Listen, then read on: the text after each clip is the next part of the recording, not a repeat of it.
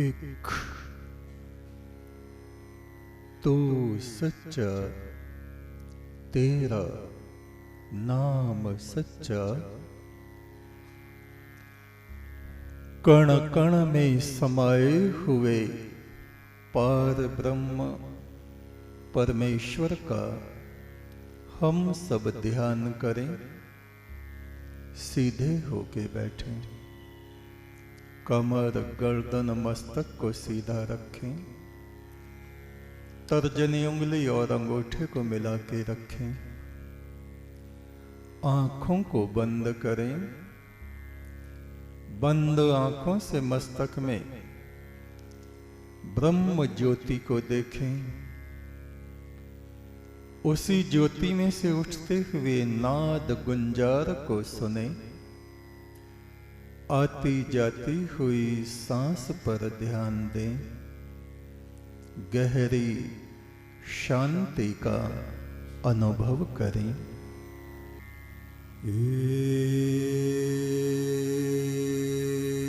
एक तू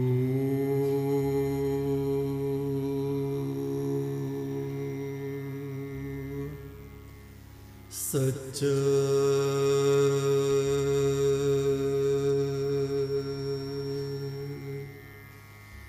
तेरा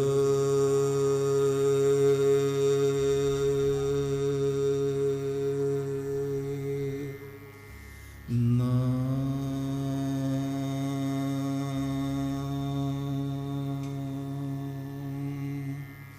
सच्चा,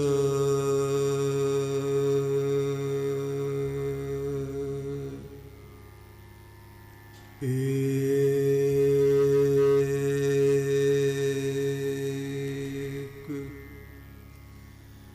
तू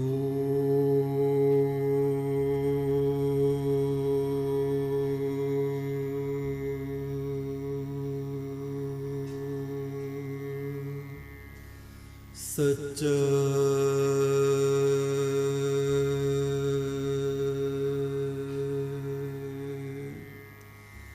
तेरा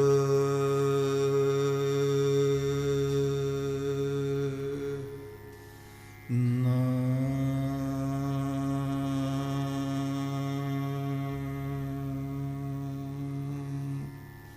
सच्चा,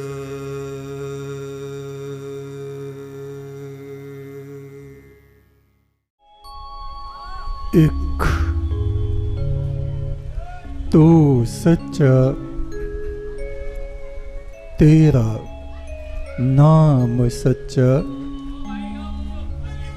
हे पार ब्रह्म परमेश्वर, तू सच्चा है, तेरा नाम सच्चा है। ऋग्वेद के ऋषि कहते हैं, ओम सखा यस्त्वा वव्रमहे देवम मरतासऊतये। इस मर्त्य लोक में, मृत्युलोक में पृथ्वी पर रहते हुए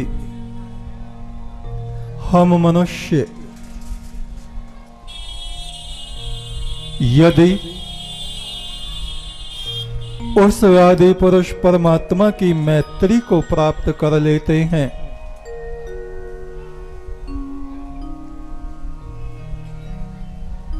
तो समस्त देवगण हमारे मित्र बन जाते हैं।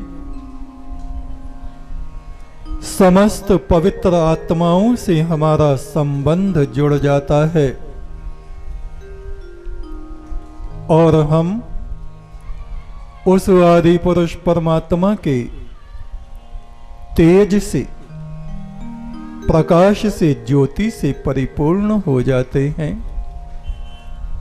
और जिस तरह दीपक की ज्योति पर पतंगे आते हैं, उसकी परिक्रमा करते हैं, इसी प्रकार उस परमात्मा से प्रेम रखने वाले पवित्र आत्माएं, देवगण, ऋषिगण, देव आत्माएं स्वतः खिंच खिंच के हमारी तरफ को आने लगते हैं।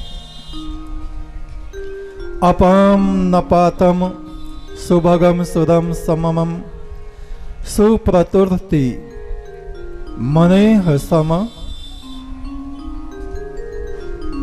जो जीवात्माएं उस प्रभु परमेश्वर की ज्योति में निवास करती हैं, यानी निरंतर उसके ध्यान में बनी रहती हैं, निरंतर सांस सांस पर उसका सिमरन करती रहती हैं, प्रतिदिन ये सोचती हैं कि हम परमात्मा की प्रकाश छाया तले इस पृथ्वी पर विचर रहे हैं और यहां हमें परोपकार के कार्य करने हैं।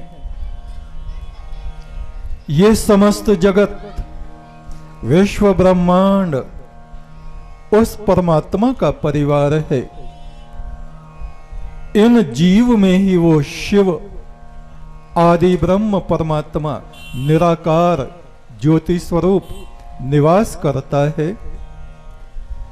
इन समस्त प्राणियों की सेवा ही उस आदि ब्रह्म परमात्मा की सेवा है। इन मनुष्यों की सेवा से वो परमात्मा संतुष्ट हो जाता है, प्रसन्न होता है और उनसे वो प्यार करता है। जो उसके संसार से प्यार करते हैं, उनका ध्यान रखते हैं, सब प्रकार से उनकी सेवा करते हैं। जो अपने विचारों को उच्च बना लेते हैं, वे उच्चता में प्रवेश कर जाते हैं। जो अपनी वाणी को मृदुमान बना लेते हैं, वे देवगणों जैसी उच्चता में प्रवेश कर जाते हैं। जो अपने को विनम्र बना लेते हैं, सहनशील बना लेते हैं, जो स्वयं को,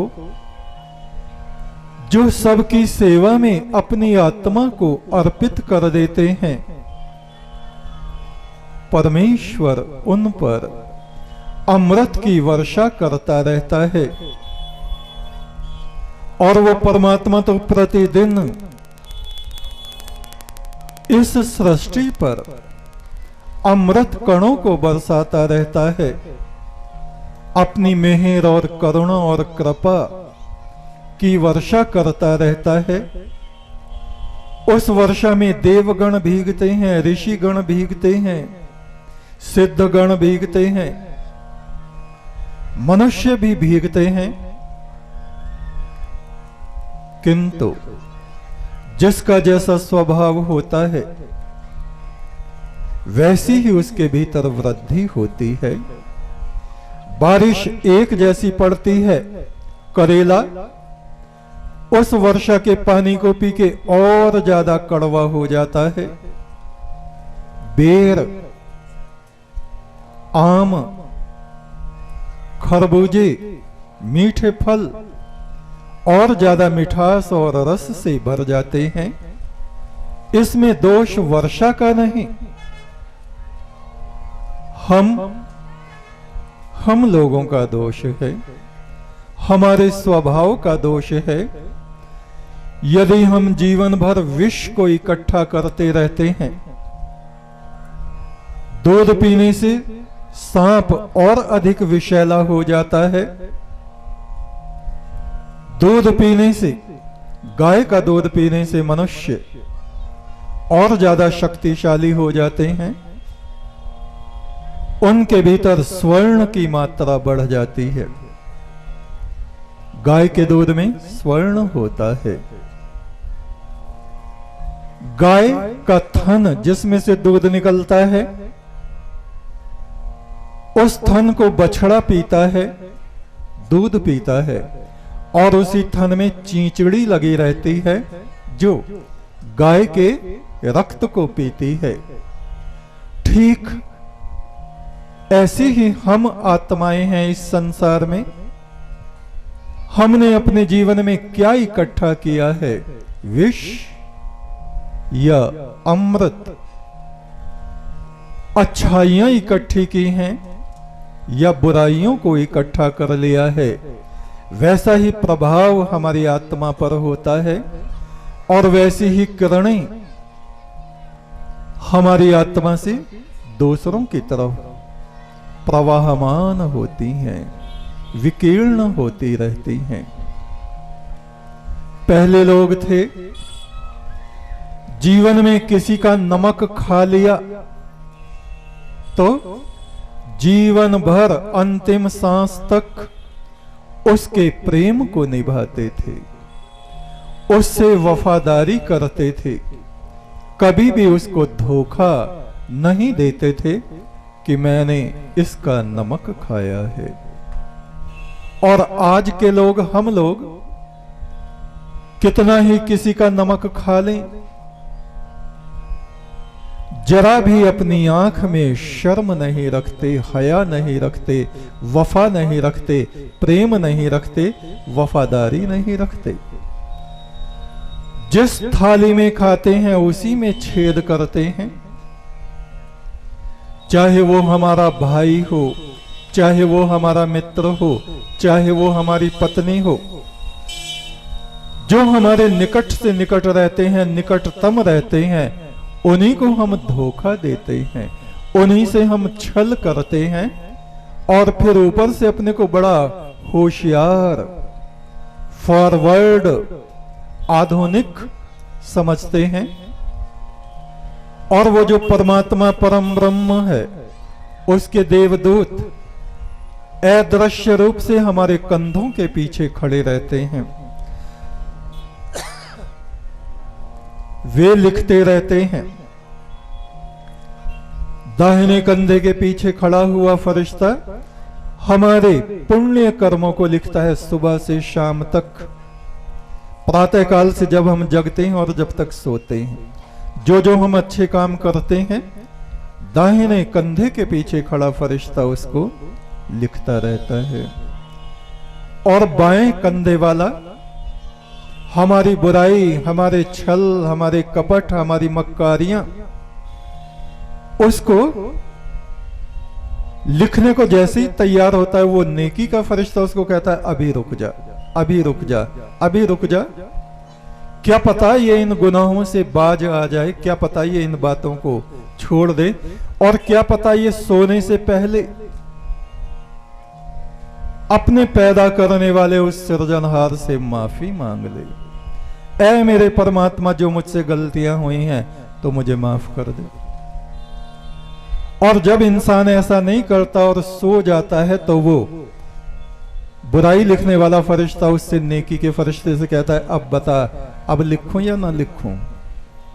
मुझको भी तो अपना लेख लिखना है और उस कुदरत को दिखाना है।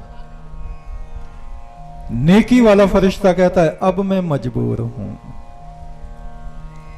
मैं इंतजार करता था कि ये कम से कम सोने से पहले अपने परमात्मा से माफी मांग लेगा कि हे प्रभु, आज मुझसे जो गलतियां हुई उनको तो माफ कर दे। पर ऐसा नहीं। इंसान तो इंसान, हमारे भारतवर्ष में ऐसे लोग हुए हैं जिन्होंने जानवर, पक्षियों को भी ऊंचा दर्जा दिया है, अपने जीवन से भी अधिक उनको समझा। महाभारत काल में आप देखिए, पांचों पांडव जब उनका अंतिम समय आता है, हिमालय में चले जाते हैं, तपस्या करते हैं, एक एक करके मरता चला जाता है। देवी द्रौपदी सबसे पहले उनकी मृत्यु हो जाती है, फिर सहदेव, फिर नकुल, फिर भीम, फिर अर्जुन, और सबके बाद में अकेले रह जाते हैं धर्मराज युधिष्ठिर, और उनके साथ है एक कुत्ता। अब कोई भी उनका साथी नहीं बचा है, लेकिन एक कुत्ता उनके साथ साथ चल रहा है। और धर्म युधिष्ठिर चलते चलते चलते चलते स्वर्गारोहण स्वर्ग की सीढ़ियों तक पहुंच जाते हैं और वहां इंद्र स्वर्ग का अधिराज विमान लेके उतरता है। धर्म युधिष्ठिर का स्वागत करता है। आप धन्य हैं, आइए प्रभु, मैं आपके लिए विमान लेके आया हूं। धर्म युधिष्ठिर एक बार इंद्र की तरफ देखते हैं।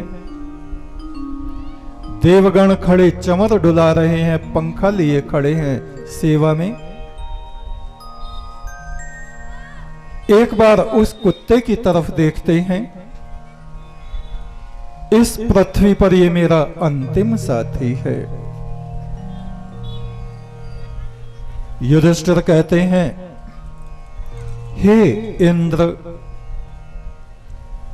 ये मेरा साथी है, ये मेरा कुत्ता, पहले आप इसको विमान में बैठाइए। इंद्र बिगड़ जाते हैं।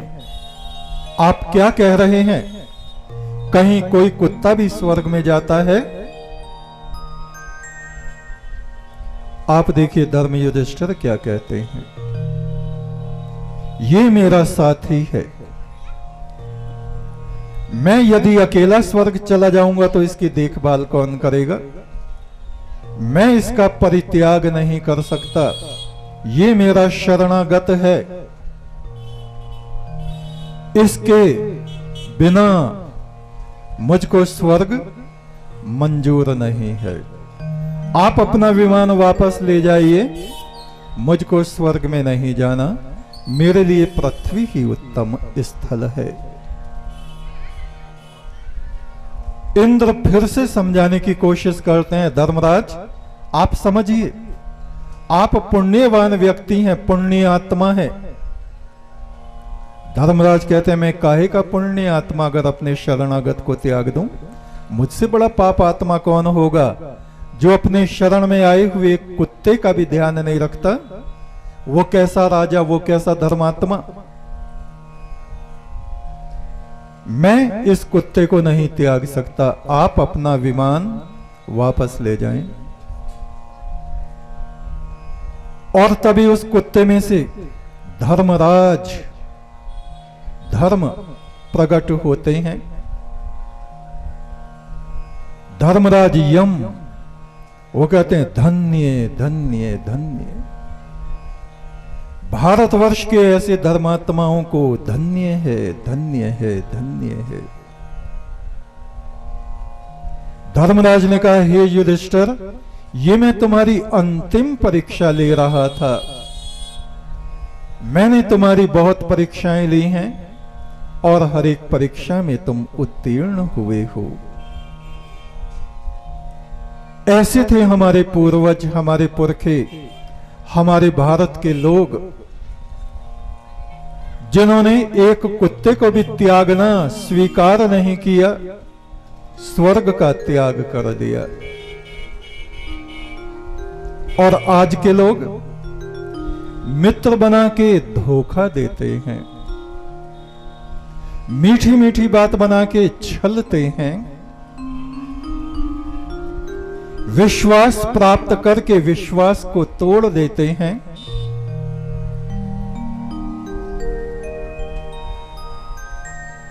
विश्वास दिलाते हैं, हम तुमसे बड़ा प्रेम करते हैं, हमारा जीवन तुम्हारे लिए समर्पित है, और समय आने पर हमारा ही जलूस निकाल देते हैं। आज हमारा भारतवर्ष ऐसी आत्माओं से भरा हुआ है जिन पर हम गहरी से गहरा विश्वास करते हैं। पत्नी अपने पति पर विश्वास करती है और वो पति समय आने पर धोखा दे जाता है, अपनी ही पत्नी से छल करता है, झूठ बोलता है, दुराचार करता है, व्यभिचार करता है। नहीं करता तो केवल बस धर्म का आचरण नहीं करता। पूजा पाठ को धर्म नहीं कहा जाता। परम ब्रह्म की आराधना करना इस धर्म के बहुत से